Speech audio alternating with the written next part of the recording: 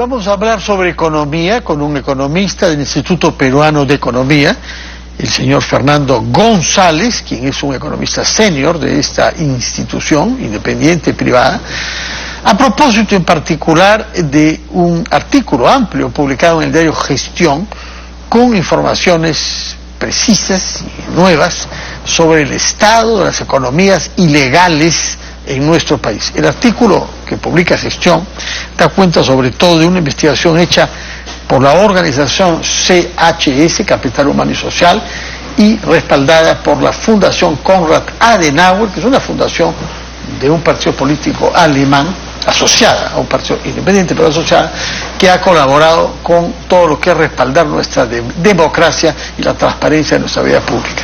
Señor González, explíquenos en general, para los que no están familiarizados con el tema, ¿por qué es importante conocer el estado y el volumen de las economías ilegales en el Perú? Sí, cómo no, Fernando. Buenas noches. Buenas noches a todos los que nos escuchan. Efectivamente, el diario Gestión publicó una nota en la cual precisa y resalta algunas cifras de este estudio, el cual cuantifica la economía ilegal en el país. Ahora, esto es una estimación porque la economía ilegal, dada su propia característica, es muy difícil de verdaderamente saber cuál es la magnitud. Pero es importante porque si bien opera al margen de la ley, sus efectos se van a dar también en relación con la economía legal. Va a terminar desplazando a los trabajadores que operan dentro de la formalidad, va a terminar perjudicando la realización de actividades formales, de las empresas formales, y finalmente va a estar ligada también a otras actividades ilegales. Por ejemplo, la minería ilegal también puede financiar después narcotráfico, trata de personas, entonces finalmente va a estar terminando o generando un impacto en la sociedad directamente. Y por último, por toda la pérdida de recaudación que tiene el Estado debido a las actividades ilegales que se realizan. O sea, es una doble importancia, si lo he comprendido bien. Uno, que las actividades económicas ilegales terminan por repercutir sobre las instituciones del Estado. Hay que corromper a alguien, hay que pagar a alguien, hay que disimularse, hay que funcionar, hay que corromper instituciones. Y por otra parte, distorsionan nuestra economía y generan una competencia desleal. Exactamente. Incluso podrían ser tres, los grandes aspectos sobre los cuales repercuten. ¿Cuáles serían esos tres? Por un lado está el lado económico, la competencia desleal que se genera hacia las empresas formales, el hecho de que hay empresas formales que ya no tienen los mismos incentivos a operar, si es que va a haber otras empresas que operan con productos contrabandeados, que no pagan impuestos y por lo tanto tienen menores costos. Por otro lado, el impacto social. Muchas veces en las zonas donde se desarrollan las actividades ilegales va a haber más trata de personas, hay mayores índices de violencia, de delincuencia, y también hay menos capacidad para invertir porque hay menos recaudación. Y por último, lo que mencionaste, el aspecto institucional.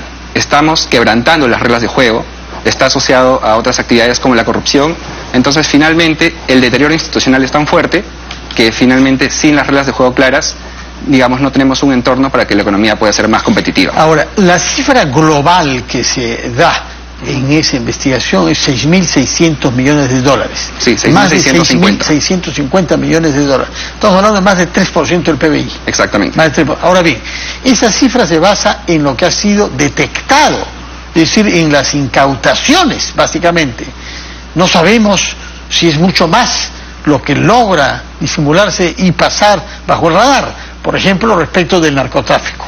Porque una de las grandes novedades es que la minería ilegal mueve más dinero en el Perú hoy que el narcotráfico. Correcto. Eso era algo totalmente inesperado. En fin, algunos especialistas se imaginarían, pero para el común de los mortales, el narcotráfico parecía de lejos la actividad económica ilegal que más plata mueve.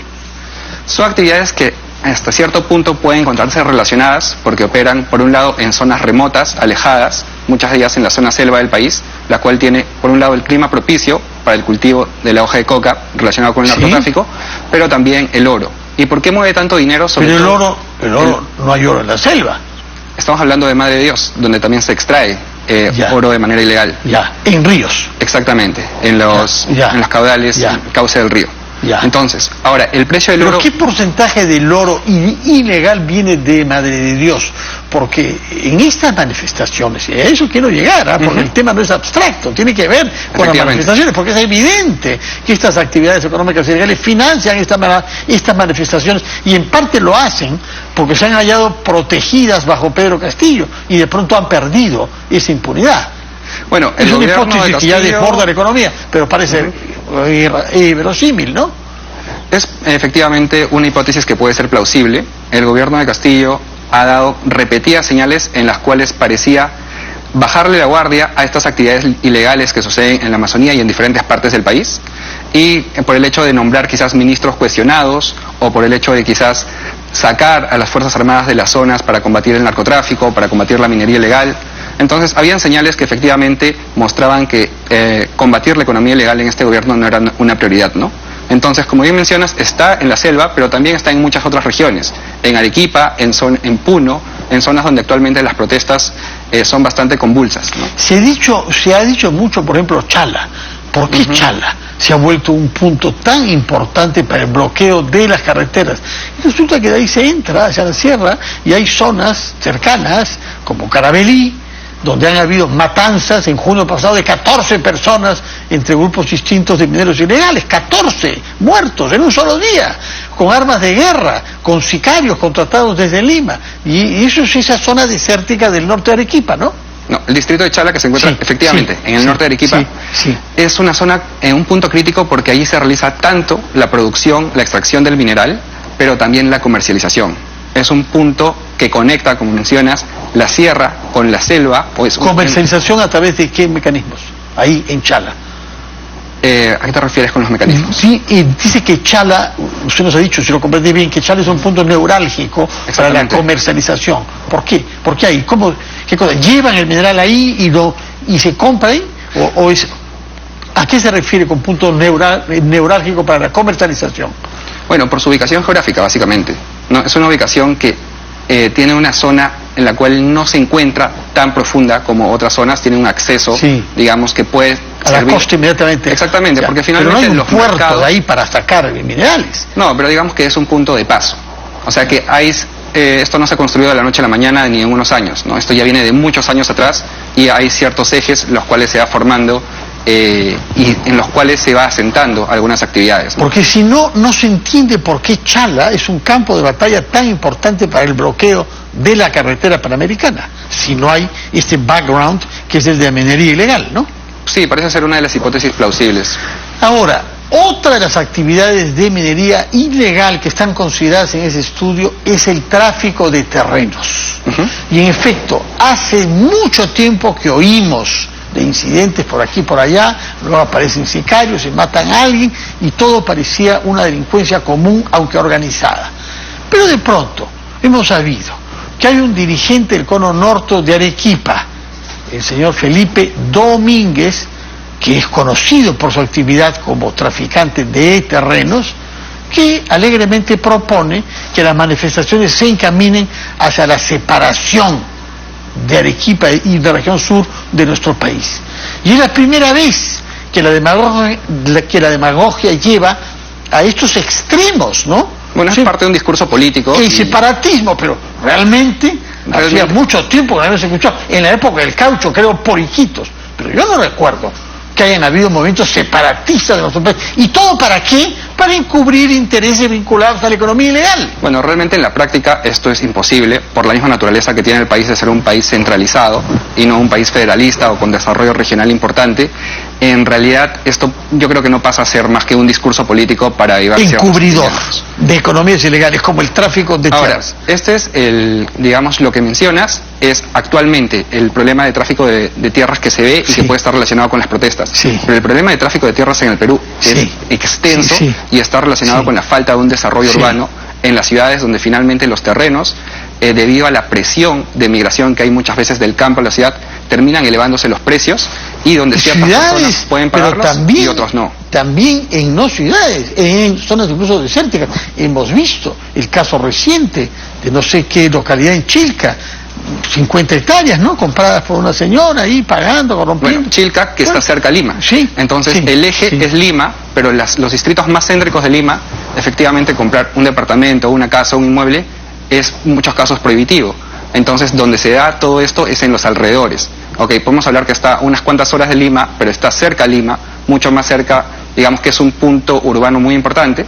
Entonces, finalmente, como opera esto es que, en primer lugar, están los traficantes de terrenos, los cuales están relacionados con otras actividades ilegales, pero en algún momento hay personas que se asientan allí y se les coloca servicios básicos, saneamiento, agua, y de alguna manera ahí también se está subsidiando este tráfico de terrenos. Yo en todo caso, gracias a este estudio, es la primera vez que veo un monto global de lo que mueve el tráfico de tierras en el Perú. Y efectivamente cuenta. Es menos que la medida ilegal y menos que el narcotráfico. Y menos que otra actividad sobre la que yo quisiera preguntar es que es la trata de personas, que figura entre las tres más importantes. Efectivamente. Denos datos sobre eso, por favor. ¿Por qué la trata de personas llega a un volumen semejante? Lo que pasa es que donde se establecen estos ejes de producción ilegal, por ejemplo de minería, son zonas que anteriormente fueron zonas, digamos, naturales o zonas donde no había mucha densidad poblacional, y en el momento que empieza a aparecer una economía importante, se necesitan por un lado trabajadores que muchas veces están operando en condiciones inadecuadas e incluso casi sin recibir un salario adecuado. Pero también va a haber trata de personas relacionadas con otras actividades ilegales como la prostitución o trata de menores. Entonces, el hecho de operar al margen de la ley abre un espacio para que muchas otras actividades ilegales puedan desarrollarse en una zona donde no hay una presencia fuerte del Estado, ¿no? Y eso también incluye el contrabando, ¿no? O sea, hablamos de la trata de personas, pero otra actividad importante también es el contrabando, que está bastante presente en el sur del país, en regiones como Puno, donde viene el contrabando desde Bolivia, o en Tacna, donde viene el contrabando desde Chile, ¿no? 234 millones, es lo que el estudio dice para contrabando, con 234 millones de dólares al año. Sin embargo, es una cantidad menor a otro factor, a otro sector que me llama la atención, que es la pesca ilegal. 300 millones de dólares al año. Cuéntenos cómo funciona la pesca ilegal en el Perú. Bueno, en realidad todas las actividades ilegales operan beneficiándose de los canales que ya cuentan las actividades legales. Es decir, la pesca legal y la pesca ilegal en alguna situación pueden coexistir. Hay instituciones encargadas de fiscalizar la captura, por ejemplo, de anchoveta o otras especies importantes en el Perú. Entonces utilizan los mismos canales, las mismas plataformas, en este caso el mar peruano, pero finalmente no son captadas por parte de las autoridades, ya sea por casos de corrupción o por casos de falta de una adecuada fiscalización. Y aquí se puede aprovechar mucho lo que es la tecnología. Por un lado, la ciencia de datos, para poder encontrar patrones sobre actividades, rutas de todo este comercio ilegal, ya sea de la pesca, ya sea del contrabando. Por otro lado, también Google Maps para el tráfico de terrenos, ahora todos estos sistemas de GPS, de geolocalización en 3D con alta resolución. Y finalmente también la cooperación internacional, ¿no? Porque todos estos problemas, hablamos de minería, hablamos de pesca, no es que se quede en el Perú. Hay un mercado internacional hacia el cual se está dirigiendo estos productos. Sin duda. Entonces, la cooperación internacional es importante, porque esto definitivamente es un problema que afecta a otras ciudades de América Latina, pero también los compradores muchas veces en países desarrollados. Yo quiero preguntarle por otro sector que es estudiado en este informe, pero con menor monto, pero de todas maneras aparece el de la piratería de software. Cuéntenos, por favor, cómo no opera este sector de la economía ilegal, piratería de software. Sí, bueno, es casi inevitable en algunos casos porque se requiere un nivel de control muy importante sobre algo que no es físico, sobre el aspecto, no sé, virtual, tecnológico. Información. Exactamente. Claro. Entonces, si es que no se cuenta con la información muchas veces de actividades físicas que son tangibles, y claro, también puede ser por la lejanía, por la extensión y vastedad del territorio peruano, pero en este caso se requiere una actividad mucho más, digamos, un trabajo de inteligencia, delicado, específico. Entonces, en realidad, este es un problema importante porque está afectando finalmente a la creatividad, a los productores, a los artistas peruanos, internacionales, no solamente artistas, sino también desarrolladores de softwares, ingenieros, etcétera. Quizás menos tangible y quizás menos prioritario por parte de las autoridades cuando ves otros problemas que son muchísimo más grandes en relación de monto y de impacto. Señor González, cuando usted da muestra de tanta erudición sobre estos temas, uno se pregunta, ¿puede el Estado peruano perder la batalla contra las economías ilegales? Es que el problema es que estas economías ilegales, ahora les decimos ilegales porque operan al margen de la ley, pero en realidad el Estado durante mucho tiempo no ha estado presente en muchos lugares donde estas actividades se han dado de manera casi orgánica en algunos casos, al ver el alto beneficio o rentabilidad económica que puede tener. Entonces, definitivamente la posibilidad de perder la batalla está. Puede ser el Estado de pronto capturado por estas fuerzas ilegales con mucho poder, con mucha economía. Quizás estamos camino a eso, bajo Pedro Castillo. Sí, bajo una política con falta de coherencia para poder combatir esto, ¿no? Porque aquí se necesita, por un lado, estrategia, pero por otro lado, compromiso político, ¿no? Si es que desde las autoridades no se toma esto como prioridad y más bien se apañan ciertas actividades. Hay una inercia de la criminalidad en campos tan fructuosos, ¿no? Estamos hablando de 6.500 millones de dólares, sí, que mueven todos estos sectores que hemos analizado. Sí, y que podría ser incluso más. Bueno, señor González, muchas gracias por estar acá, muchas gracias por darnos esta información, por alertarnos, por ponernos muy sensibles a un tema que es una amenaza para nuestras instituciones, para nuestra democracia, y naturalmente es una perturbación de la competencia leal que debe haber en nuestro sistema económico. Que tenga usted muy buenas noches, muchas gracias por haber estado con nosotros. Buenas noches, Fernando. Vamos a hacer una pausa y retomamos las cosas como son.